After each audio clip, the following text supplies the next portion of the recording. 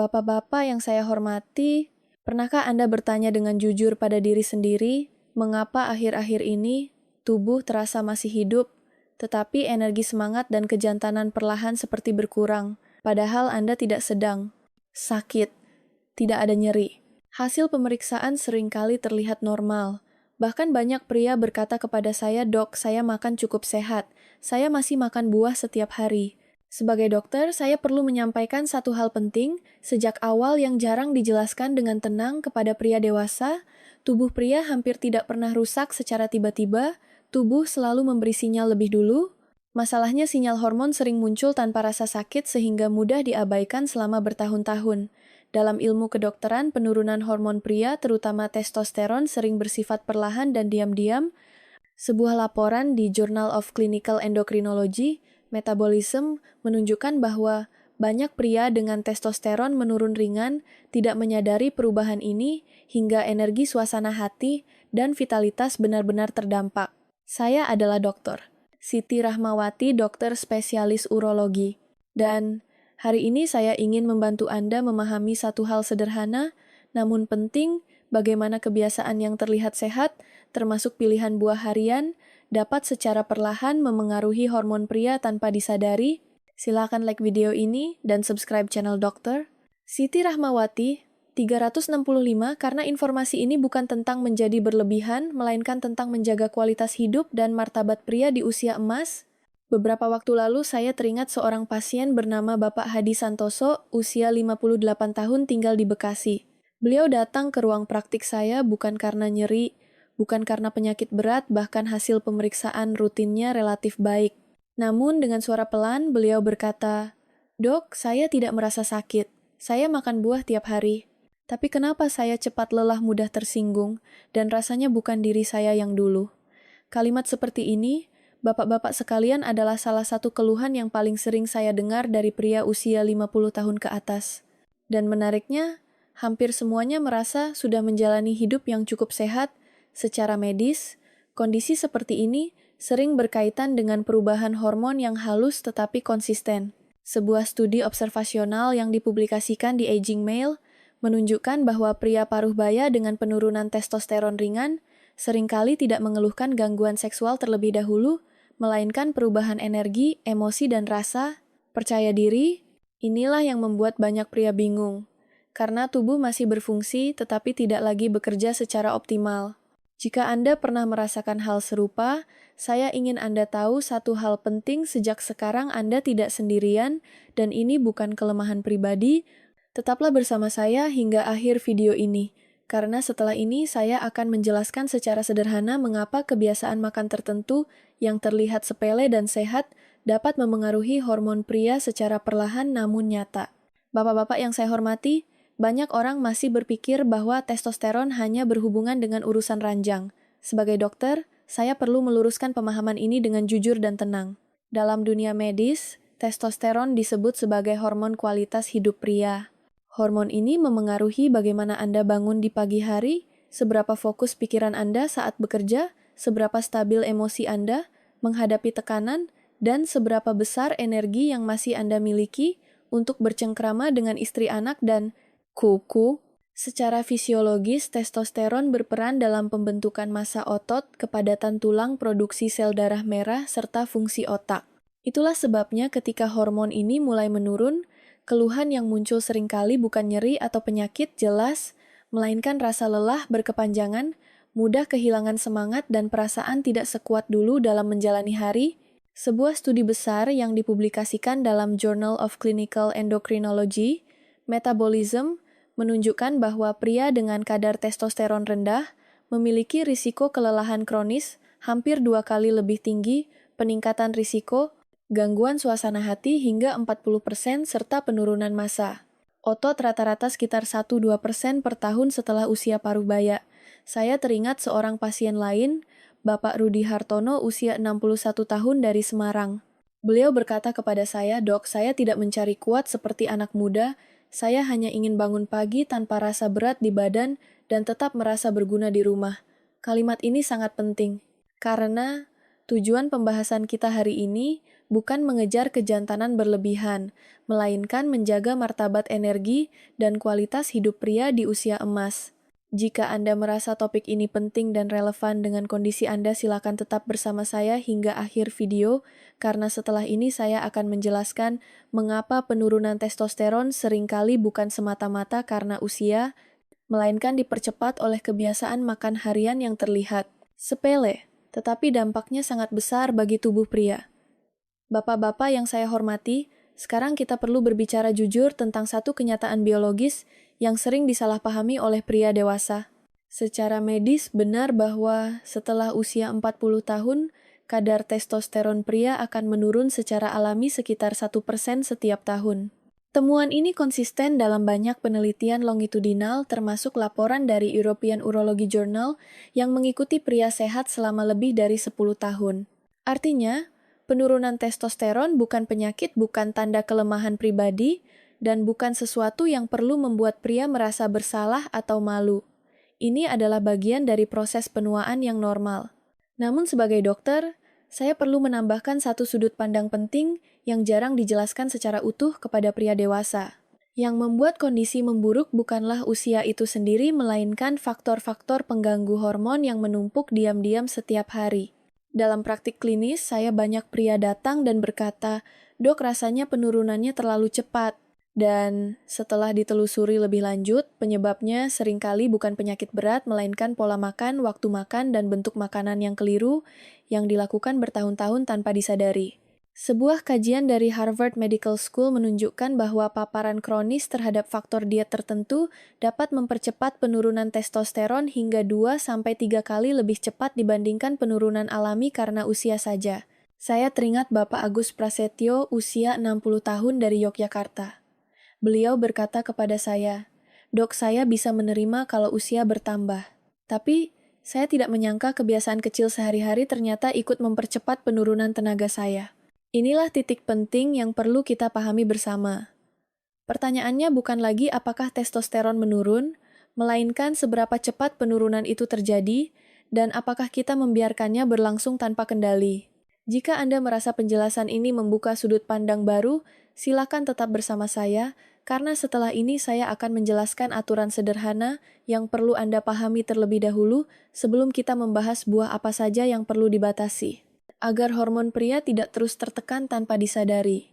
Bapak-bapak yang saya hormati, sebelum saya menyebutkan satu persatu buah yang perlu dibatasi, ada 3 kesalahan kecil yang paling sering saya temukan dalam praktik klinis, dan dampaknya terhadap hormon pria seringkali jauh lebih besar daripada yang disadari banyak orang.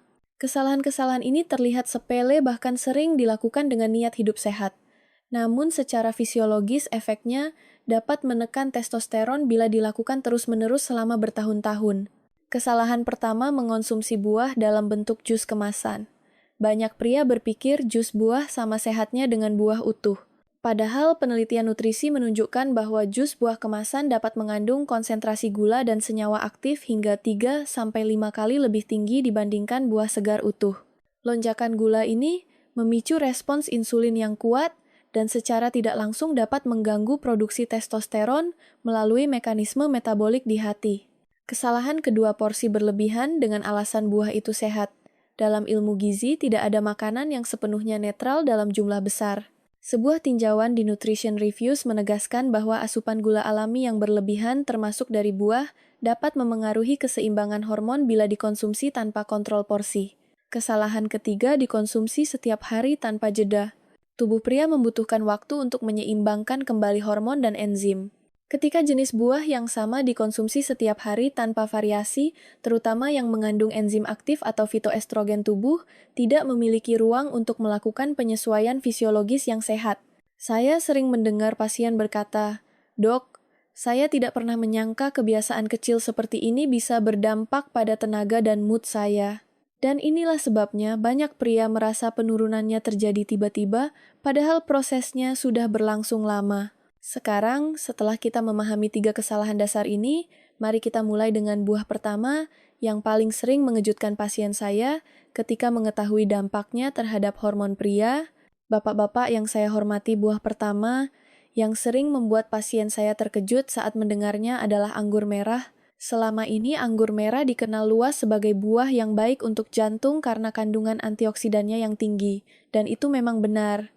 Namun dalam dunia medis hampir tidak ada zat yang hanya memiliki satu sisi. Anggur merah mengandung senyawa bernama resveratrol. Dalam jumlah kecil, resveratrol berperan sebagai antioksidan yang membantu melindungi pembuluh darah. Tetapi dari sudut pandang endokrinologi dalam dosis tinggi dan dikonsumsi terlalu sering resveratrol, dapat memengaruhi kerja enzim yang terlibat dalam pembentukan hormon pria.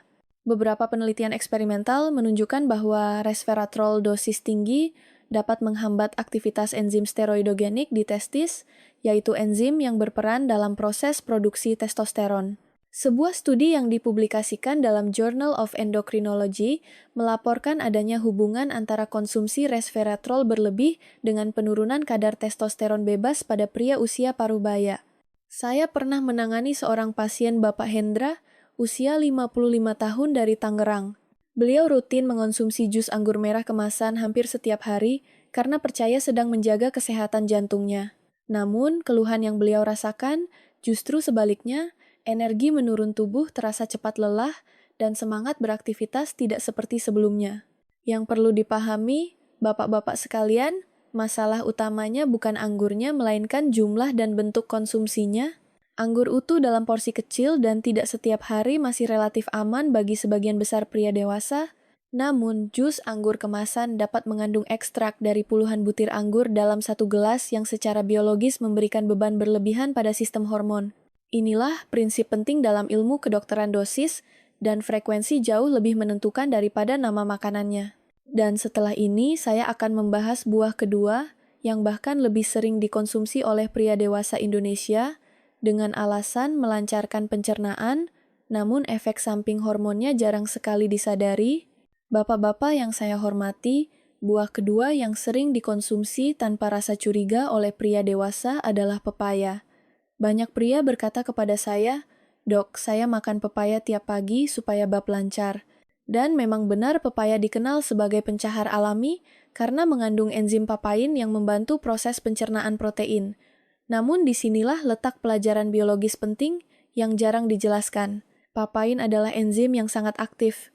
Dalam jumlah kecil dan tidak terlalu sering, enzim ini membantu kerja usus, tetapi bila dikonsumsi dalam jumlah besar dan setiap hari, papain tidak hanya bekerja di saluran cerna, melainkan dapat memengaruhi keseimbangan protein dan hormon dalam tubuh.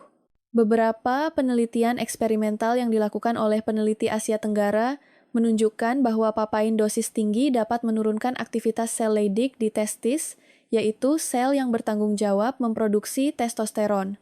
Efek ini dilaporkan lebih jelas pada konsumsi pepaya setengah matang karena kandungan papainnya jauh lebih tinggi dibanding pepaya matang sempurna. Saya teringat seorang pasien Bapak Slamet usia 60 tahun dari Purwokerto. Beliau sudah mengonsumsi pepaya hampir setiap hari selama bertahun-tahun. Keluhannya bukan nyeri atau penyakit tertentu, melainkan libido menurun badan, terasa lemas, dan suasana hati lebih mudah turun. Setelah konsumsi pepaya dibatasi, tidak lagi setiap hari dan dalam porsi yang lebih kecil, serta pola makan diperbaiki secara menyeluruh, keluhan tersebut perlahan mulai membaik dalam beberapa minggu. Yang perlu saya garis bawahi dengan tegas, pepaya tidak perlu dihindari total. Pepaya tetap memiliki manfaat bila dikonsumsi dengan cara yang tepat, namun bagi pria di atas usia 50 tahun yang sedang berusaha menjaga vitalitas dan keseimbangan hormon pepaya, sebaiknya dibatasi porsinya dan tidak dikonsumsi setiap hari tanpa jeda. Dan setelah ini kita akan membahas buah ketiga yang sering dianggap sebagai simbol kesehatan dan vitalitas pria, bahkan banyak dikaitkan dengan kesehatan prostat, namun justru bisa menimbulkan efek sebaliknya bila dikonsumsi dalam bentuk dan frekuensi yang keliru. Bapak-bapak yang saya hormati, buah ketiga ini sering menimbulkan kebingungan karena begitu banyak iklan suplemen dan minuman kesehatan mengaitkannya dengan kesehatan prostat dan vitalitas pria. Buah tersebut adalah delima merah. Memang benar, delima merah kaya akan antioksidan dan dalam jumlah tertentu dapat membantu kesehatan pembuluh darah. Aliran darah yang baik tentu penting bagi organ-organ vital pria. Namun, sebagai dokter, saya perlu menjelaskan satu sisi lain yang jarang dibahas secara terbuka, Delima merah mengandung senyawa yang disebut fitoestrogen, yaitu zat tumbuhan yang strukturnya menyerupai hormon estrogen wanita. Pada wanita, senyawa ini bisa memberi manfaat tertentu. Namun pada pria paparan fitoestrogen berlebihan, dapat mengirim sinyal keliru ke otak seolah-olah tubuh sudah memiliki cukup hormon seks. Akibatnya produksi testosteron bisa ditekan secara refleks. Sebuah studi nutrisi yang dipublikasikan dalam jurnal Nutrition, Metabolism melaporkan bahwa konsumsi jus delima pekat setiap hari berkaitan dengan perubahan rasio testosteron estrogen pada sebagian pria usia paruh baya. Efek ini tidak selalu terasa langsung, tetapi muncul perlahan dalam bentuk energi yang menurun dan gairah yang tidak stabil. Saya teringat seorang pasien Bapak Arif usia 59 tahun dari Depok. Beliau rutin mengonsumsi jus delima botolan karena percaya hal tersebut baik untuk prostatnya. Namun setelah beberapa bulan, keluhannya justru berupa badan cepat lelah dan semangat yang terasa menurun tanpa sebab jelas. Setelah frekuensi konsumsi dikurangi, dan delima tidak lagi dikonsumsi dalam bentuk jus pekat setiap hari, serta diganti dengan pilihan buah lain yang lebih seimbang, kondisinya perlahan membaik. Sekali lagi, yang perlu dipahami dengan tenang masalahnya bukan delima itu sendiri, melainkan bentuk dan intensitas konsumsinya. Buah delima utuh yang dikonsumsi sesekali memiliki dampak yang sangat berbeda dibanding jus delima pekat yang diminum setiap hari.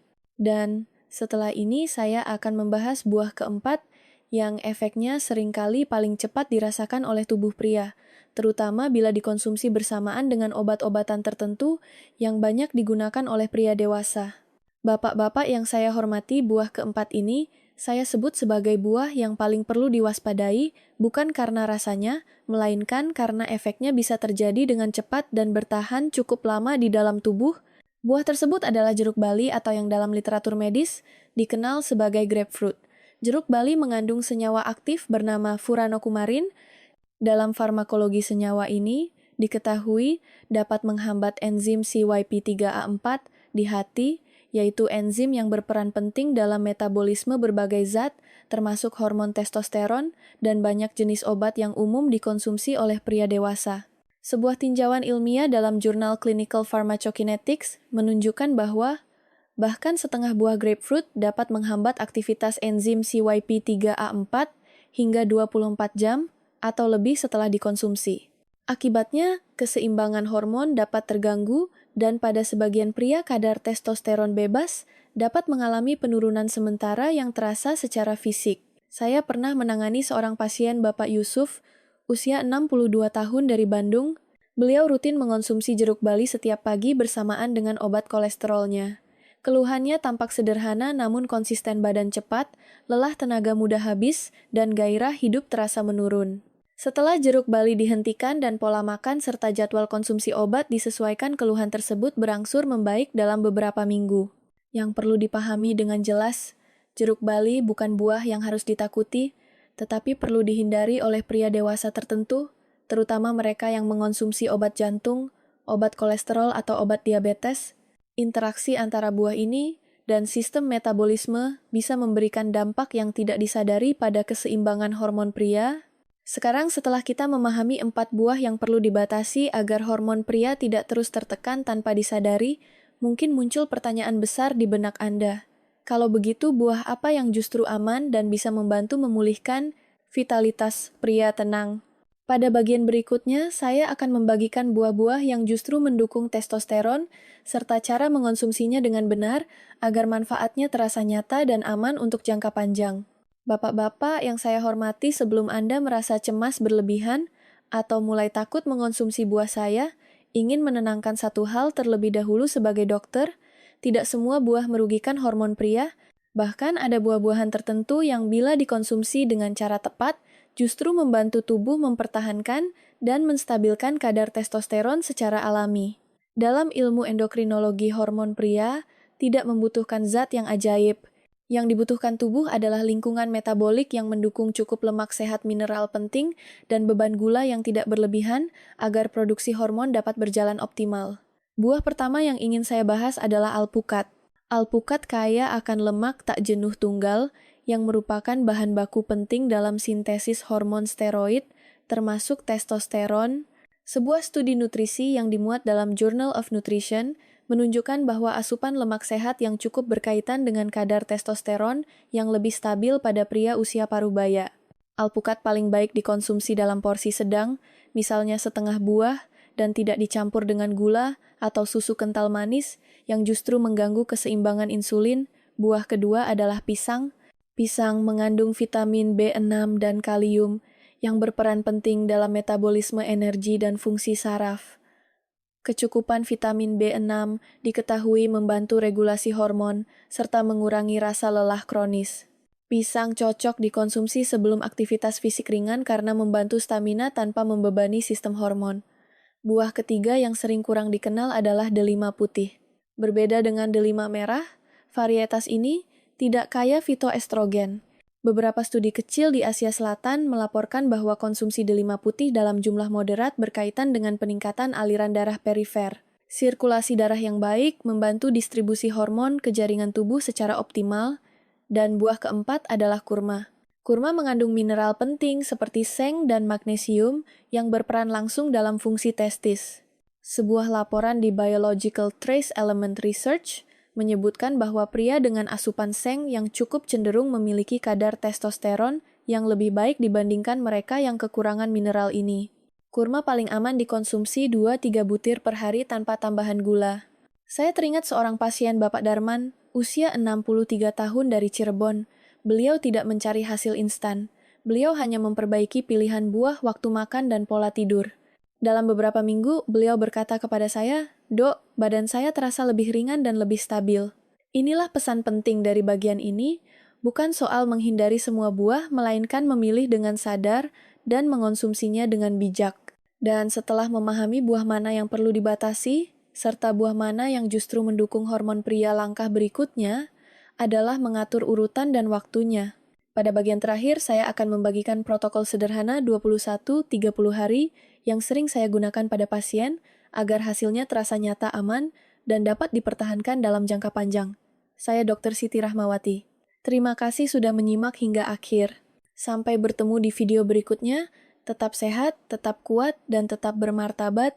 Bapak-bapak yang saya hormati, pernahkah Anda bertanya dengan jujur pada diri sendiri, mengapa akhir-akhir ini tubuh terasa masih hidup, tetapi energi semangat dan kejantanan perlahan seperti berkurang, padahal Anda tidak sedang sakit, tidak ada nyeri. Hasil pemeriksaan seringkali terlihat normal. Bahkan banyak pria berkata kepada saya, "Dok, saya makan cukup sehat, saya masih makan buah setiap hari." Sebagai dokter, saya perlu menyampaikan satu hal penting, sejak awal yang jarang dijelaskan dengan tenang kepada pria dewasa, tubuh pria hampir tidak pernah rusak secara tiba-tiba, tubuh selalu memberi sinyal lebih dulu. Masalahnya sinyal hormon sering muncul tanpa rasa sakit sehingga mudah diabaikan selama bertahun-tahun. Dalam ilmu kedokteran, penurunan hormon pria, terutama testosteron, sering bersifat perlahan dan diam-diam. Sebuah laporan di Journal of Clinical Endocrinology, Metabolism, menunjukkan bahwa banyak pria dengan testosteron menurun ringan tidak menyadari perubahan ini hingga energi, suasana hati, dan vitalitas benar-benar terdampak. Saya adalah Dr. Siti Rahmawati, dokter spesialis urologi. Dan hari ini saya ingin membantu Anda memahami satu hal sederhana, namun penting, bagaimana kebiasaan yang terlihat sehat, termasuk pilihan buah harian, dapat secara perlahan memengaruhi hormon pria tanpa disadari. Silakan like video ini dan subscribe channel Dr. Siti Rahmawati 365 karena informasi ini bukan tentang menjadi berlebihan, melainkan tentang menjaga kualitas hidup dan martabat pria di usia emas. Beberapa waktu lalu saya teringat seorang pasien bernama Bapak Hadi Santoso, usia 58 tahun, tinggal di Bekasi. Beliau datang ke ruang praktik saya bukan karena nyeri, bukan karena penyakit berat, bahkan hasil pemeriksaan rutinnya relatif baik. Namun dengan suara pelan beliau berkata, "Dok, saya tidak merasa sakit. Saya makan buah tiap hari. Tapi kenapa saya cepat lelah, mudah tersinggung, dan rasanya bukan diri saya yang dulu?" Kalimat seperti ini, bapak-bapak sekalian, adalah salah satu keluhan yang paling sering saya dengar dari pria usia 50 tahun ke atas. Dan menariknya, hampir semuanya merasa sudah menjalani hidup yang cukup sehat. Secara medis, kondisi seperti ini sering berkaitan dengan perubahan hormon yang halus tetapi konsisten. Sebuah studi observasional yang dipublikasikan di Aging Male menunjukkan bahwa pria paruh baya dengan penurunan testosteron ringan seringkali tidak mengeluhkan gangguan seksual terlebih dahulu, melainkan perubahan energi, emosi, dan rasa. Percaya diri, inilah yang membuat banyak pria bingung, karena tubuh masih berfungsi tetapi tidak lagi bekerja secara optimal.